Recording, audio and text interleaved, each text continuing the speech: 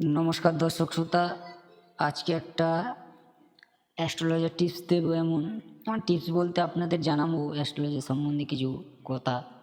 আপনারা শুনে অবাক হবেন, হয়তো কোনো জ্যোতিষীর কাছ দিয়ে এমন কথা বা কোনো টেলিভিশনেই শুনেননি। আপনারা এমন কিছু শুনবেন যা আপনাদের সত্যিকারই অবাক লাগবে। তাহলে শুরু করা যাক আজকের অ্যাস্ট্রোলজার কিছু কথা। প্রথমে ভালো করে শুনবেন। আপনারা যদি যুদ্ধ সংঘর্ষ করতে চান, ভালো করে মন দিয়ে শুনবেন।